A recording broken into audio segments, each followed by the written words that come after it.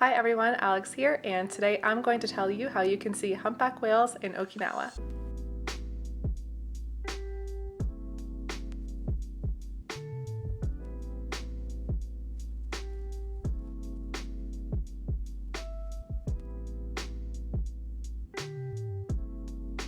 In this video, I'll go over why Okinawa is such a good place for whale watching, and then I will share 4 different ways that you can see them.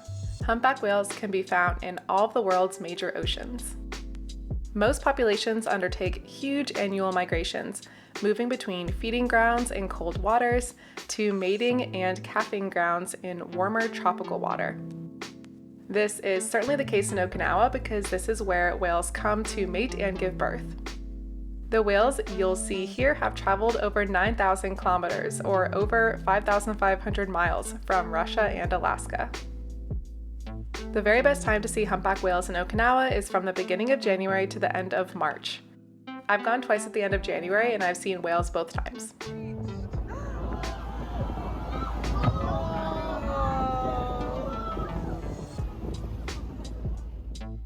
These whales can range from 46 to 56 feet and weigh up to 44 tons. The babies that are born near Okinawa are usually around 14 feet long and weigh around 1,500 pounds.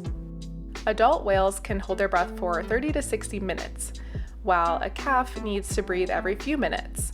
This means that moms and calves normally stay near the surface, making it even easier to catch a glimpse of them as they pass by. This behavior, however, did not help them as they were hunted nearly to extinction in the mid-20th century. In 1988, they were listed as endangered. Since then, the numbers have risen significantly, and now they are categorized as a species of, quote, least concern. While they're no longer considered endangered, they are still threatened and affected by entanglement with fishing gear, collisions with ships, and noise pollution. Statistics have shown that people who participate in animal tourism are the ones who normally care about the animals the most. Some tours will unfortunately lead animal lovers into situations where they are unintentionally harming the animal. To help you avoid that, I want to touch briefly on the ethics of whale watching and what to look for in a whale watching company. Here are a few things that an unethical company would do. They will use frequencies to attract whales. They will get too close or approach from the wrong direction. They will chase whales. They'll make loud noises and sudden movements, or they will litter and disrupt the natural habitat. Unethical whale watching can have serious consequences for the whales and for the natural ecosystem. It can disrupt their natural behaviors and migration pattern, as well as causing stress and maybe even leading to harm or death. Some of the better practices to look out for are keeping a distance away from the whales. Many countries, in fact, have a minimum distance that boats must adhere to. The boats will not approach from behind or from the side. They will cut off the engine when the whales are nearby. They will dispose of waste responsibly, and they will avoid disturbing the whales with any sudden movements.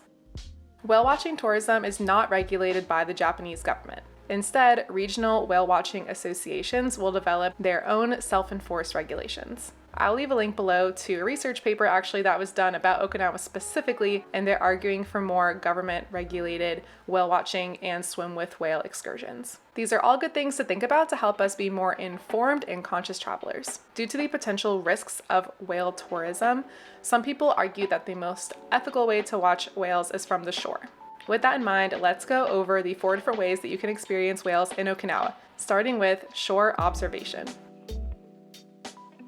Takashiki and Zamami Islands are known as whale watching meccas. You can visit these islands on a day trip from Naha, but I would recommend spending the night to get the best experience.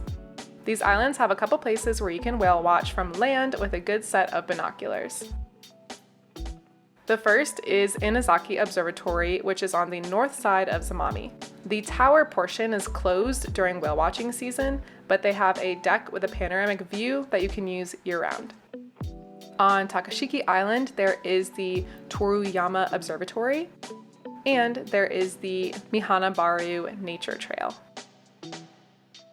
Let's move on to some whale watching tours. If you're going to be on Zamami Island, I would recommend checking out the Zanami Whale Watching Association's website, where they list all the tour companies they work with. The ZWWA does have regulations and aims to disturb the whales as little as possible. If you're on the main island of Okinawa, there are tour companies all over that operate out of Naha, Shatan, and Ona. We used Blue Cerulean to book our whale watching tour, and so that's the experience that I'll share with you now. To prep for the day, I took some Dramamine because I am prone to a little bit of seasickness and the waves are definitely choppier during the winter time. We also wore jackets and clothes that we didn't mind getting a little bit wet. I think that having some water and snacks on hand is a good idea too. We were able to book our tour online and ahead of time. The tour was 6,000 yen per person, about $42, and we met in the Shatan Harbor, where we were given life jackets and a little pamphlet about whale watching. The tour lasted a couple hours, and I will say that about 98% of it was just looking at the water, just standing with everybody else in the quiet, just looking, just waiting. Once a whale was spotted, there was a lot of excitement. The boat would race along in the direction that they thought that it was going, and then once they thought it was a good spot, they would cut the engine and everybody would just wait. We were lucky enough to have some whales breach right in front of us though, and that was pretty cool. It definitely made it worth it. The third way that you can experience whales in Okinawa is to go with a swim with whales tour. According to the people pushing for these universal regulations, this is the most unethical way to view whales, and after doing it, I can see why. So if you are interested, in order to snorkel with whales, you also need to be scuba certified. This was actually one of my main motivations for getting scuba certified in the first place. One of these swim with whale tours normally costs around 19,000 yen or like $130, $140, and that doesn't include the wetsuit rentals. As far as the experience goes, it was basically the same experience as the whale watching tour, a lot of driving around and looking at the water with other people. After receiving an entire lecture about how we needed to enter the water quietly, kind of slip in as not to disturb the whale, the woman on the tour started screaming at us when she saw a whale. She was like, "Get in, get in!" And so everyone was kind of jumping in and it was very chaotic. Also, in the moment when you know there's a giant whale in the water, in the dark, cold ocean, and someone tells you to jump in, my instincts were like, we're not going in there. But I did because she was yelling at me, and I had paid for it, and I got my scuba cert, and I wanted to do it, so I got in. The whales that we came in contact with that day were really deep, or they were pretty far away from us. So the footage that Will was able to get on the GoPro is absolutely horrible. It's not worth it, honestly, but there were some people that were free diving, and I can show their footage here, I think, and they got way better footage of the whale that we saw that day. Some tours don't let you free dive though. These people didn't care, but some of them you can't. I think it really just depends on the day, obviously. We have friends who went with Aloha divers in the Karamas, I think, and they got the most amazing footage of this mother and her calf going up to breathe right in front of them. It was crazy, and it looked like a beautiful day. In contrast, our day was overcast and cold for Okinawa, and the second that I got wet and then had to go sit in the boat again for 4 hours and drive around, I was done. I was miserable. To me, this was just a really, really expensive whale watching tour, and the fact that I was cold and hungry and exposed to elements and wet the entire time, it's a no for me. I'm not doing it again. I also think that this is definitely more unethical than the normal whale watching tour because the goal of the swim with whale tours is to get as close as possible to them. So for example, there was a whale kind of coming in our direction and we were sitting there waiting for it, waiting in the water. And then this other boat came in between us and the whale and just immediately crossed the whale's path. And all the people dumped out the back of the boat and they basically just dumped people right in the path of the whale. And I think that something like that is disruptive. You are then kind of forcing the whale to maybe change its migration patterns or where it was going or startling it or something like that. And there's a lot of reasons that that's probably bad. For selfish reasons, I don't want to be near a startled giant whale.